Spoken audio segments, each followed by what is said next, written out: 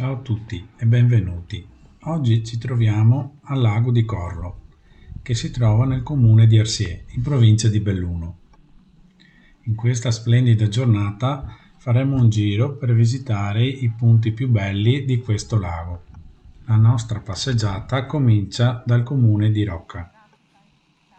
Il lago di Corlo, o lago di Arsiè, è un bacino artificiale realizzato nel 1954 con la costruzione di una diga lungo il torrente Cismon. Trae il nome da Corlo da una piccola borgata situata nei pressi dello sbarramento. Viene attraversato nella parte più stretta da tre ponti: il ponte di Polo, ponte delle Bassane e ponte della Vittoria, e proprio in questo ordine noi andremo a visitarli, grazie anche al nostro drone. Buona visione a tutti!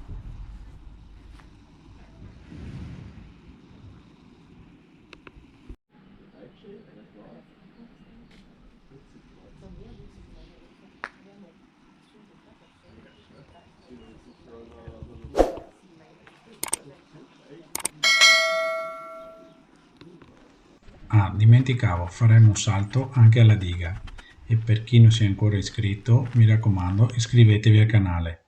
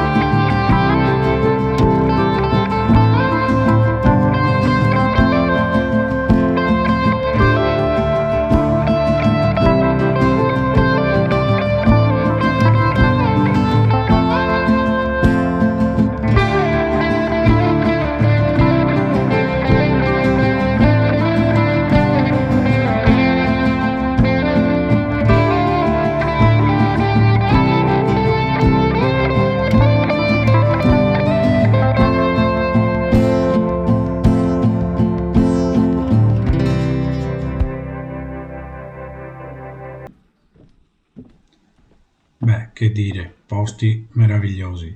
Comunque Ci sono vari chilometraggi e vari percorsi da fare per girare questo lago. Sotto in descrizione vi lascio il link.